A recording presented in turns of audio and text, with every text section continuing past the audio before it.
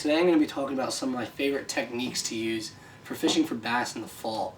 I'm going to be talking about the different types of baits to use, different conditions on when to throw them, and the line to throw them on. So let's get started. Alright, so you can see here on the table I've got a wide array of baits ranging from search baits that cover a lot of water in a fast, efficient manner to buzz baits, top water, spinners, all that. So without further ado, I'll just get into it. See here we got a square bill, we got a Matsuo crank. It's a larger size. Anything will work really in the square bill area. It'll cover a lot of water fast and in an efficient way. Just a good way to do things if you don't know exactly where the fish are and you want to cover a lot of water. We got a smaller Bomber Sky Zay right here. Next we got the rattle traps, lipless cranks, whatever you call it. This does the same type of deal as a square bill, but just a different presentation. This is just a shad imitation, and a lot of the times I like the shad imitation baits.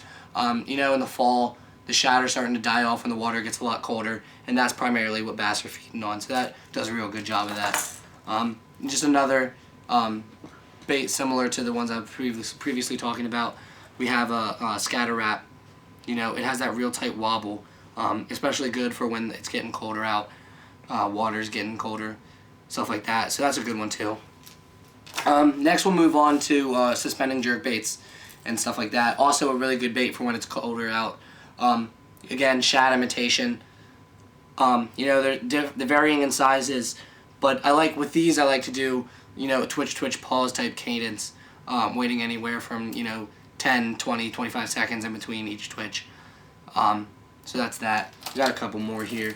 Just any color really, just depending on water clarity and stuff of that nature. If there's overcast and stuff like that.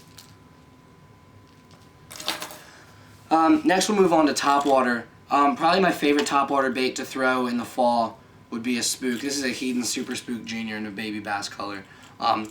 Really good. With topwater baits, it's not so much as what's on the sides and the top. It's really about what's on the bottom, and the bottom here is white. So white can imitate varying things. It can imitate a frog, it can imitate a shad, it can imitate anything really on top of the surface.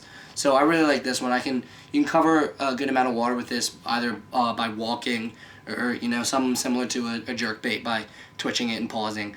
But definitely probably my favorite bait to throw in the fall on top water is a Heddon Super Spook Junior.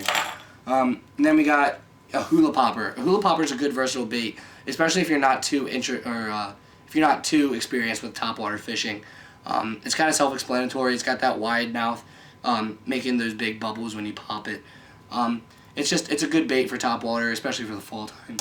And then just your traditional popper. This happens to be a pretty small one, but just same thing as a hula popper pretty much. Good for fall on top water. Next we'll move on to spinner baits here.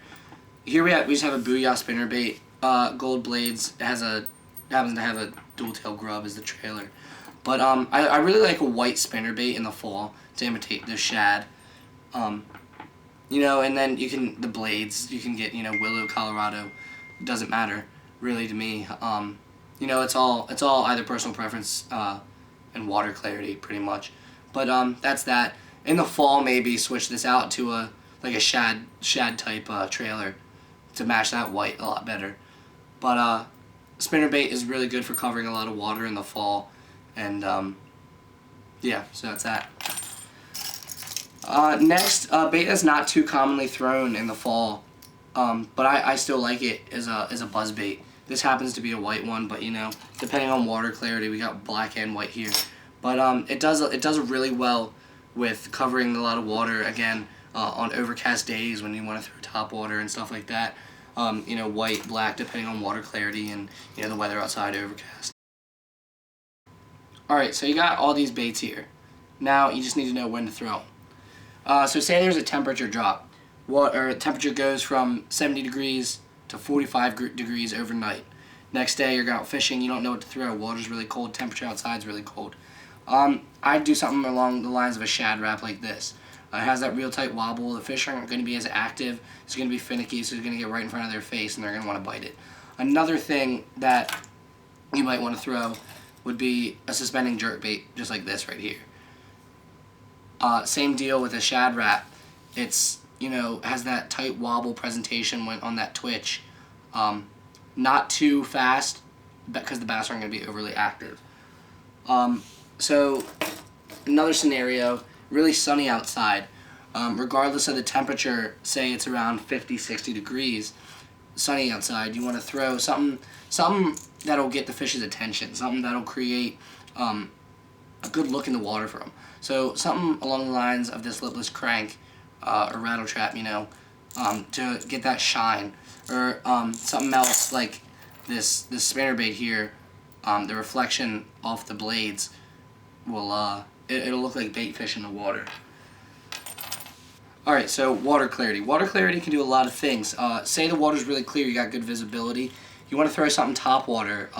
That depends if, overcast or something like that. Say, it's overcast but good water clarity, top water will work really well for you.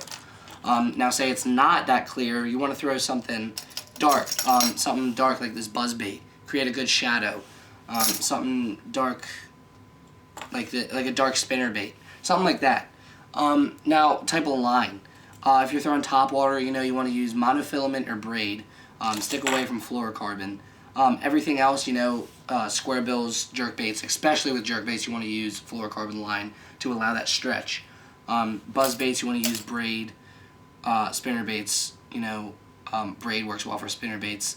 Fluorocarbon also works well for spinnerbaits too. Alright guys, that's about it. Guys, thanks for watching. Make sure if you have any questions, leave them down in the comment section below.